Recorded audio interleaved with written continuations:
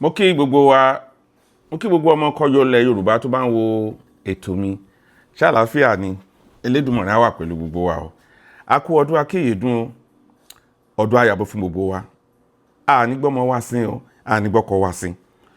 Kí ni mo tún mú wá lénìí lórí ọ̀rọ̀ tá à ń bá bọ̀ náà ni nípa bílẹ̀ Yorùbá ò ṣe ní dàrú, nípa bílẹ̀ Yorùbá ò ṣe ní bàjẹ́, nípa bí wọn ò ṣe ní wá ba ilẹ̀ wa jẹ́ kánkẹ̀yìn ọmọ wa sí wa. Nígbà tá à ń dàgbà tá à ń sọ̀rọ̀ nípa mùsùlùmí, àwa rò wípé bóyá ẹ̀sìn tó ṣe gbọ́kàn tán ni. A rò pé nǹkan tó jẹ́ wípé ẹ̀sìn tó dáa ni. Torí àwọn bàbá wa tó gba mùsùlùmí, mo wá rí wípé wọn ò mọ nǹkan tó wà nínú ìwé yẹn. Wọn ò mọ nǹkan tó wà nínú àlùkùránì yẹn. Ìgbà táwa ọmọ dìde ń sìn, tàbẹ̀ sí ń ka ìwé yẹn la wá rí nǹkan tó wà nínú ìwé yẹn. Níbo ni mo fẹ́ bá ọ̀rọ̀ lọ lénìí? Gbogbo ìwọ tó bá jẹ́ mùsùlùmí, lẹ́ẹ̀kan sí, ìwọ tó bá ṣẹ̀sìn Islam, tí o bá lọ́mọ ní ilẹ̀ Yorùbá, torí nǹkan tí ò yé wa ń sọ yẹ ká máa fi ré yéra wa. Ní ilẹ̀ Yorùbá tí o bá jẹ́ ẹlẹ́sìn mùsùlùmí, tí ọmọ yẹn bá lọ fẹ́ ẹni tí ò kìí ṣe mùsùlùmí, àbí tó bá di lọ́la bóyá ọmọ yẹn sọ pé mo fẹ́ lọ ṣe kìrìsìtẹ́nì, àbí ó di lọ́la mi ì ṣẹ̀sìn kankan mọ́, ǹjẹ́ o jẹ́ mọ̀ pé ọmọ ẹ kò lẹ́tọ̀ọ́ láti wá síbi òkú ẹ? Bóyá ẹ gbọ́ nípa ẹ̀. Ẹni tó bá jẹ́ mùsùlùmí, torí gbogbo àwọn tá a jẹ́ mùsùlùmí ní Yorùbá, akànṣe lẹ́sìn ni, a mọ ìdí ẹ̀sìn yẹn, a mọ nǹkan tó wà nínú ìwé yẹn, a kàn tẹ̀lé wọn ṣòóṣòó bí àgùntàn ni. Ǹjẹ́ ọjọ́ mọ̀ pé tó bá jẹ́ lẹ́sìn mùsùlùmí, ṣé o mọ̀ wípé tí ọmọ yẹn bá lòun ṣe mùsùlùmí, ọmọ yẹn kò lẹ́tọ̀ọ́ láti wá síbi ìsìnkú ẹ? Nítorí kíni ẹ̀sìn Islam sọ wípé àfẹni tó bá jẹ́ mùsùlùmí nìkan ló lè sin mùsùlùmí. Irú ọmọ bẹ́ẹ̀ nínú ẹ̀sìn Islam ò gbúdọ̀ fogúnlẹ̀ fún.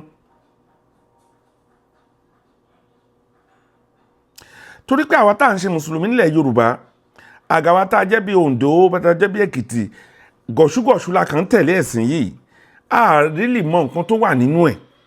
Àwa kàn rí pé wọ́n gbé bá wa, làwa náà ń bá wọn ṣe, láì ṣe ìwádìí lé lórí, láì mọ̀ pé ẹ̀sìn ẹlẹ́sìn là ń bá wọn sìn.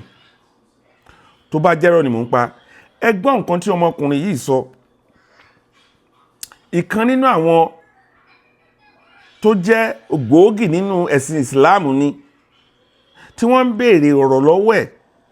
Òyìnbó ló fi sọ, ṣùgbọ́n máa wá tún fún yín nílẹ̀ ní Yorùbá. Ẹ jẹ́ á gbọ́ nǹkan tí ọmọkùnrin yìí sọ. Now, the next question is that can a Muslim go to a Christian funeral? The answer is no.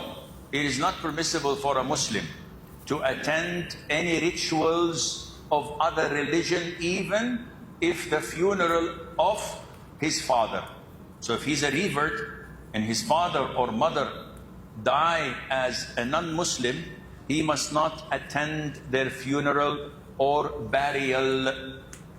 If they have a reception afterwards in one of the homes and he shows up to give his condolences to his siblings, his uncles, his aunts, this is not a religious ritual. It's a reception in the home after what usually and there is no liquor, there is no haram, then it's okay for him to attend and leave. Ṣáyìn náà gbọ́ nǹkan tó sọ. Ó ní ẹni tí ó bá jẹ́ mùsùlùmí, tọ́mọ ẹ̀ tí ó bá jẹ́ mùsùlùmí, ọmọ yẹn ò lẹ́tọ̀ọ́ láti wá síbi òkú bàbá ẹ̀. Kódà kò lẹ́tọ̀ọ́ kán fún nínú ogún bàbá ẹ̀ mọ́, torí pé kì í ṣe mùsùlùmí. Ṣé ẹ̀dẹ̀ wá sọ wípé nǹkan tí Allah tẹ́ ń pè lọ́lọ́run tó dálẹ̀ fún wa lélẹ́yìí, tá a bá gbé sí làákàyè, a rí pé kò rí bẹ́ẹ̀.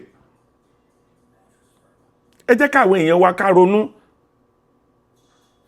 Ẹ jẹ́ ká sọnù ká má bàa sọnù.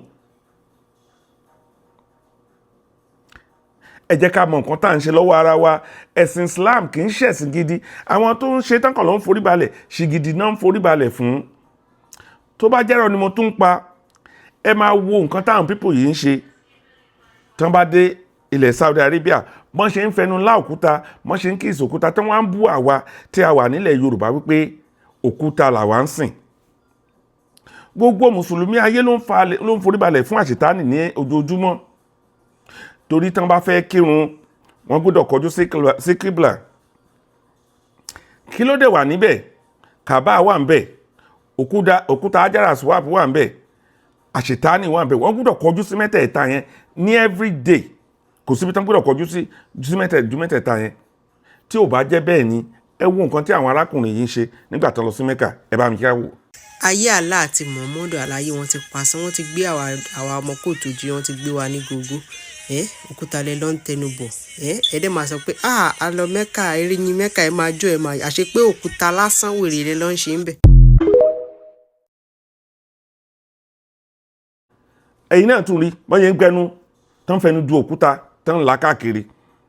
Tó bá yá akọ ti wá sílẹ̀. A ní nǹkan tá a nílé wa ò dáa. Àwa lọ ń lá òkúta nílẹ̀ Saudi pẹ̀lú 10 million. Ọlọ́run jẹ́ kó rí wa burú. Gbogbo ẹ̀yin ọmọ Yorùbá ni mò ń ké pè. Ẹ jẹ́ ká ronú. Ẹ̀sìn tá à ń sìn tá à mọ̀ díẹ̀ ní ẹ̀sìn Islam. Lóòótọ́ náà ti parọ́ fún gbogbo wa pé ẹ̀hún nìkan lọ́lọ́run máa gbà. Nígbà tó bá fi Nàìjíríà sílẹ̀ tó lọ ń kẹnu bòkúta ní Saudi Arabia pẹ̀lú 10 million 8 million. Tán sọ fún ẹ wípé ọya ò dáa ṣùgbọ́n o lè lọ sí orójú ibi tán sí ànábì sí kó lọ máa tọrọ ìdáríjì ẹ̀ṣẹ̀ ń bẹ̀. Wọ́n dẹ̀ ń sọ fún ẹ wípé kò dáa kó sin òkú bàbá àti ìyá ẹ̀ kó má lọ bẹ̀. Ẹ jẹ́ á ronú. Ọ̀rọ̀ tá à ń sọ kì í pé à ń sọ láti bẹ̀sìn jẹ́ bí kò ṣe pé láti wọnú ẹ̀sìn káwọn nǹkan tá à ń ṣe irọ́ tó ti pa fèmí pẹ̀lú yín. Nígbà téèyàn bá bímọ ń sìn wọ́n ní dandan mùsùlùmí nìkan, ọkùnrin mùsùlùmí láyé gbà láti lọ fẹ́ èèyàn míì láti wá sọ di mùsùlùmí, ṣùgbọ́n ìwọ obìnrin mùsùlùmí ò gbọ́dọ̀ lọ fẹ́ ọkùnrin míì níta. Ṣé Elédùmarè tó dé mi pẹ̀lú iná ló ti sọ nǹkan bẹ́ẹ̀ yẹn? Ẹ jẹ́ á ronú. Ilẹ̀ Yorùbá ò ní bàjẹ́ o. Ilé wa ò ní bàjẹ́ o. Gbogbo ọmọ Yorùbá ní nǹkan tó ń lọ lọ́wọ́ yìí. Ẹ jẹ́ á rò dáadáa kó tó di pé wọ́n kọ́ ọmọ wa bọ́n ṣe ń wẹ òkú. Wọ́n kọ́ ọmọ wa bọ́n ṣe ń ja jihadi. Bàbá kan ní káwọn ọmọ wa lọ máa kọ́ ìbọn, kọ́ lọ máa kọ́ bọ́n ṣe ń wẹmi, kọ́ lọ máa kọ́ gbogbo ẹ̀ náà lè fi ti ara yín gbọ́. Àwọn tó ń ṣe mùsùlùmí nìyẹn. Ẹ jẹ́ káwa ọmọ Yorùbá ká fi ẹ̀sìn sílẹ̀. Láì ṣe ẹ̀sìn èèyàn lè délé ayé gbé o. Ẹni bá ti ń ṣe ẹ̀sìn dandan ni kó ṣẹ̀sìn torí tí ò bá ti ṣe ẹ̀sìn kò lè sí testimony. Ẹ̀sìn ló ń jẹ́ kéèyàn ṣe testimony ní church. Ẹ̀sìn ló ń jẹ́ kéèyàn ṣe testimony ní mọ́ṣáláṣí. Kò ń ṣe dandan kí n sọ nǹkan tí n bá ṣe fún wọn. Ẹ jẹ́ á ronú. Gbogbo ọmọ ilẹ̀ Yorùbá, ilé ayé wa ò ní bàjẹ́ o. Mo kẹ́yìn bàbá mi, mo kẹ́yìn ìyá mi. A kú ọdún o. A ní fọmọdé o. Gbogbo ẹ̀yin ọmọ ẹ wà nínú ilé nígbà ọdún yìí ẹ má jáde o. Débi pé ẹ rógun àkóbá o. Ẹ ṣé mo dúpẹ́. Ẹ subscribe sórí YouTube channel Oma TV. Ẹ bá mi subscribe, mo ní ìdí mọ́ subscription bẹ́ẹ̀. Ẹ ṣé mo dúpẹ́. Ẹ dẹ̀ bá mi subscribe lórí TikTok bí náà. Elédùmarè á wà pẹ̀lú yín o. A kú ọdún. Thank you.